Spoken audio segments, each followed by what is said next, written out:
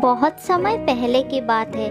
रामनगर में एक घना जंगल था, जहाँ एक बूढ़ा शेर अपनी पत्नी शेरनी और बेटे शेरू के साथ रहता था। शेरराज बहुत ही दयालु राजा था। वो जंगल के जानवरों का बहुत ख्याल रखता था। लेकिन एक दिन जब बूढ़ा शेर बीमार पड़ गया, तब से जंगल की कहानी ने एक नया मोड़ लिया। शेरनी महारानी, मुझे लगता है अब मेरे पास ज्यादा समय नहीं बचा।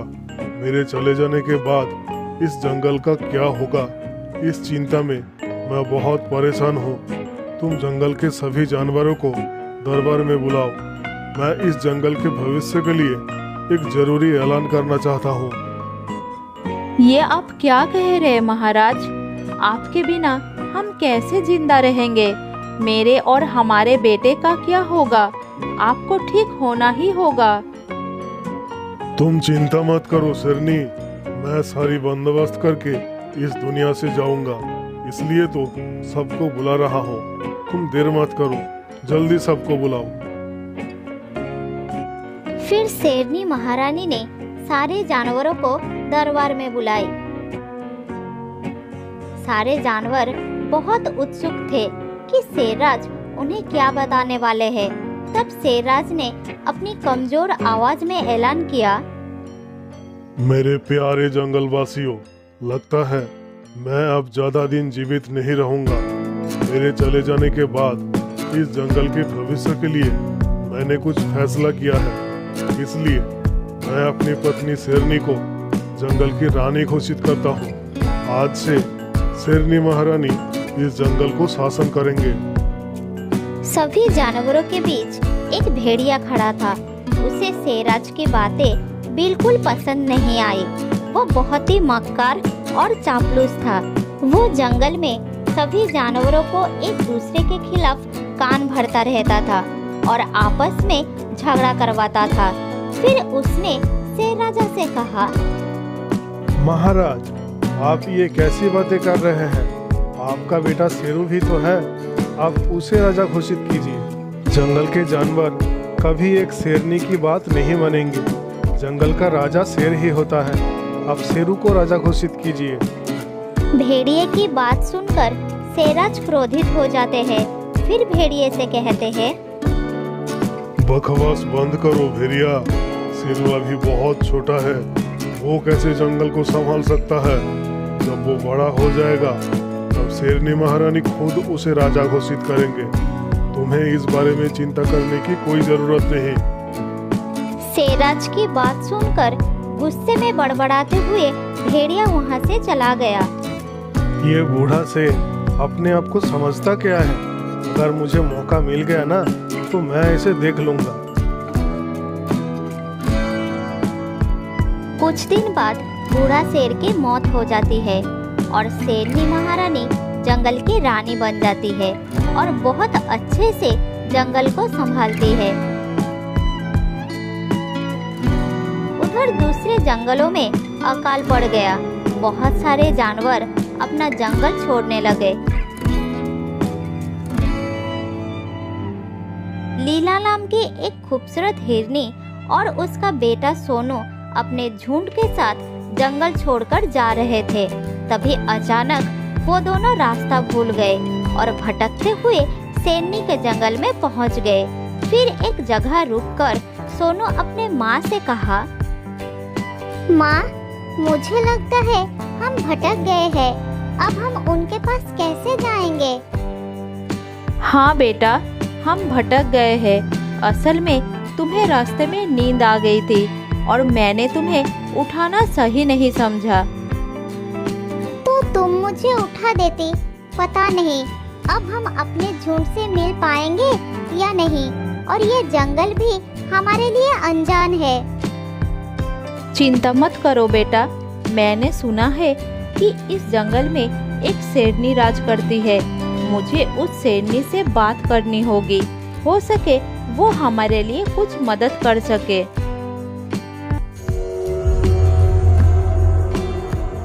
उधर एक झाड़ियों के पीछे से भेड़िया दोनों के ऊपर नजर रखकर बैठा था।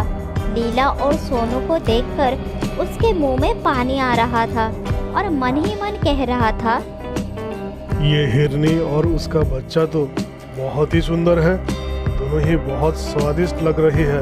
अगर इन दोनों का मांस खाने को मिल जाता तो बड़ा मजा आ जाता। मुझे इन दोनों का मांस खाना ही होगा। किसी भी तरीके से मैं इन्हें फंसाऊंगा। भेड़िया बुरी नियत से झाड़ियों से निकलकर आने ही वाला था कि तभी शेरनी महारानी का सलाहकार भालू वहां पर पहुंच गया और लीला से बोला, कौन हो तुम और इस जंगल में क्या कर रहे हो? तुम दोनों इस जंगल के तो नहीं लगते। तुमने बिल्कुल सही कहा। हम अपने झुंड से बिछड़ गए हैं। हमारा जंगल बारिश ना होने के वजह से सूख गया है, इसीलिए हम जंगल छोड़कर भाग आए। क्या हम कुछ दिन इस जंगल में रह सकते हैं? इसके बारे में मैं कुछ नहीं कह पाऊंगा। इस बारे में बात करने के लिए तुम्हें शेरनी महारानी के पास जाना होगा। चलो मेरे साथ। फिर भालू ने उन दोनों को शेरनी महारानी के पास ले गया। शेरनी उन दोनों को देखकर आश्चर्यचकित होकर बोली, तुम्हारी तरह इतनी सुंदर हिरनी मैंने अपनी जिंदगी में कभी नहीं देखी।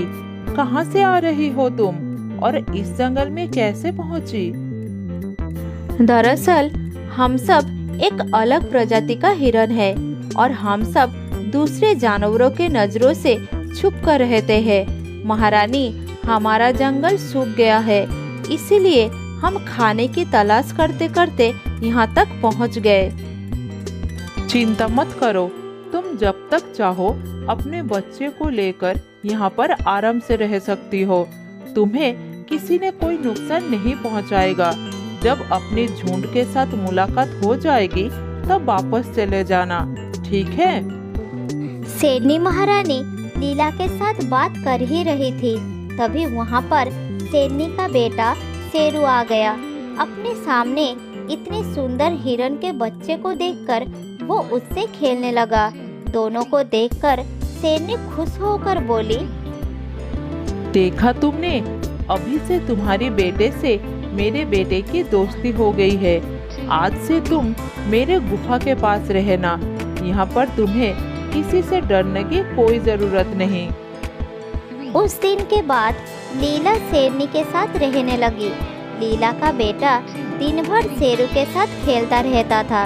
यही बात अंदर ही अंदर भेड़िए को खाई जा रहे थे। ऐसे ही कुछ वर्ष बीत गए।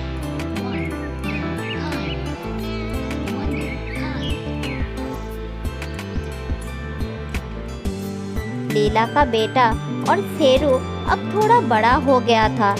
एक दिन की बात है, भेड़िया एक पेड़ के पीछे छुपकर दोनों को खेलते हुए देख रहा था।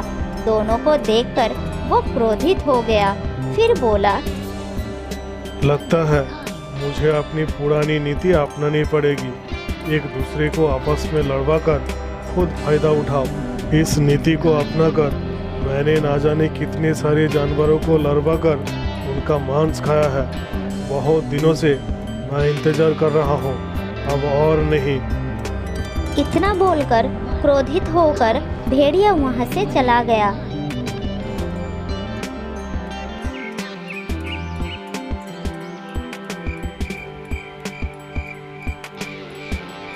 एक दिन रात में शेरनी गुफा के अंदर बैठी थी। तभी वहाँ पर लीला आई और शेरनी से बोली,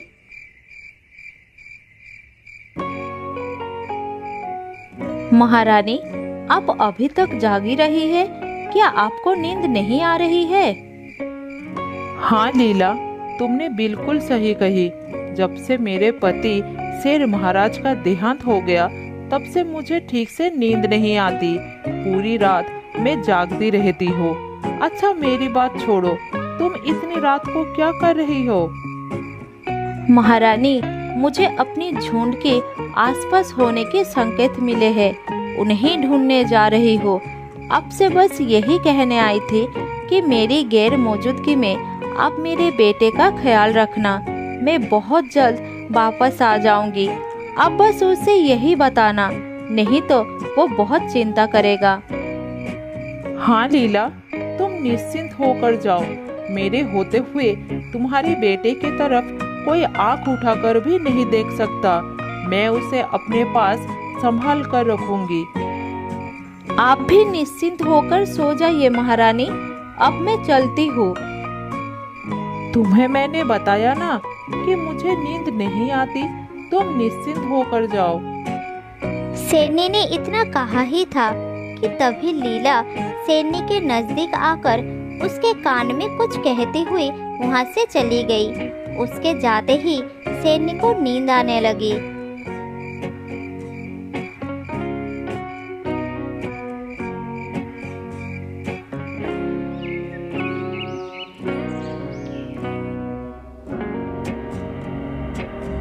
अगले दिन भेड़िया अपनी योजना के मुताबिक सीधा गुफा के अंदर पहुंच गया। अंदर जाकर उसने देखा कि शेरनी महारानी सो रही है। उसके शरीर में कोई हलचल नहीं हुई। शेरनी को इस अवस्था में देखकर भेड़िए ने सोचा, अरे वाह, लगता है ये तो मर गई। अब तो मेरा काम और ज्यादा आसान हो जाएगा। शेरनी की मौत का इल्जाम सीधा लीला और उसके बेटे पर लगा दूंगा और सभी जंगलवासी उन दोनों को दोषी समझेंगे। फिर मैं उन दोनों का काम तमाम कर दूंगा और मजे से माँ बेटे का मांस खाऊंगा।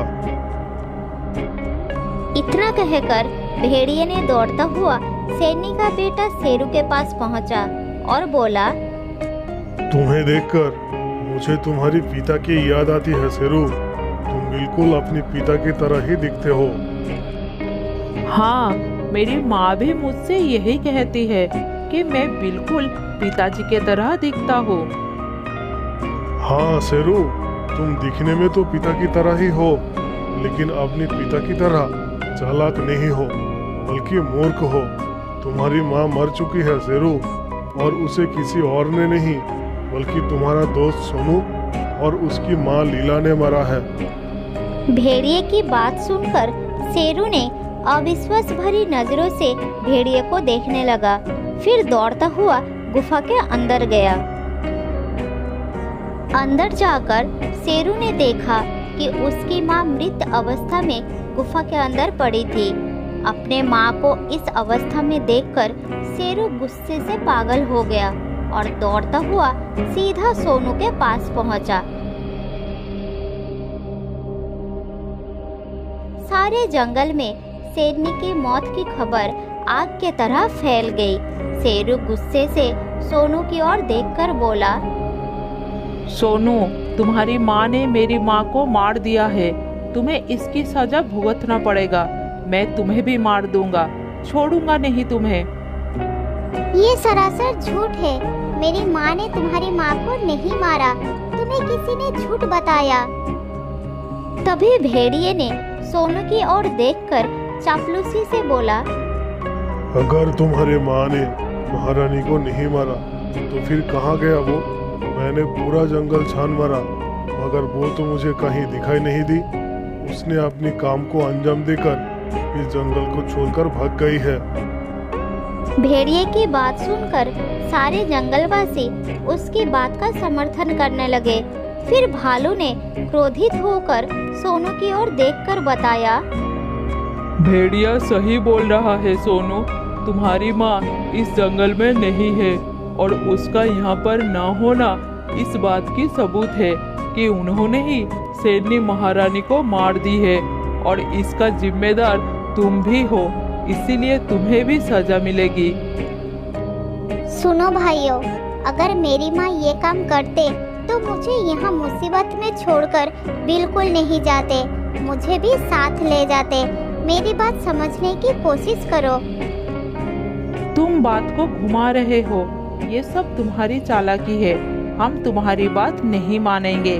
तुम्हारी माँ ने ही मेरी माँ को मारकर भाग गई है। हम तुम्हें नहीं छोड़ेंगे, तुम मरने के लिए तैयार हो जाओ। शेरू की बात सुनकर भेड़िया मन ही मन बहुत खुश हो रहा था। वो सोनू का मरने का इंतजार कर रहा था। तभी शेरू सोनू को मारने के लिए छलांग लगाने ही वाला था कि तभी वहाँ पर शेरनी महारानी आ गई और बोली, रुक जाओ, ये सब क्या हो रहा है? शेरू, तुम सोनू को क्यों मारना चाहते हो? पहले मुझे बताओ, क्या क्या है इसने? शेरनी को अचानक जिंदा देखकर सारे जंगलवासी चौंक गए। तब भेड़िए ने बोला, महारानी, आप जिंदा है? अब तो मर चुकी थी। क्या मैं मर गई थी? अरे बेवकूफ, मैं मरी नहीं, सोई हुई थी। और मैंने सोते हुए सुना कि तुम कितनी धूर्त और मक्कार हो। तभी वहाँ पर रंग बिरंगी किरणों के साथ लीला आ गई। अचानक लीला हिरनी को चमत्कारिक रूप से वहाँ आते देखकर जंगल के सभी जानवर आश्चर्यचकित हो गए। तभी लीला उन सब से पूछती है, अरे ये सब क्या हो रहा है? तुम सब इकट्ठा होकर क्या कर रहे हो? लीला की बात सुनकर भालू ने सारी बात उसे बता दिया। भालू की बात सुनकर लीला मुस्कुराते हुई वहाँ मौजूद सारे जानवरों से बोली, दरअसल मैं और मेरे कबीला एक खास प्रजाति के हैं। हम सब जादुई हिरन है। इस बात को महारानी जानती है। हाँ, ये बिल्कुल सच बोल रही है। असल में मेरे पति के देहांत के बाद मुझे नींद ना आने की बीमारी हो गई।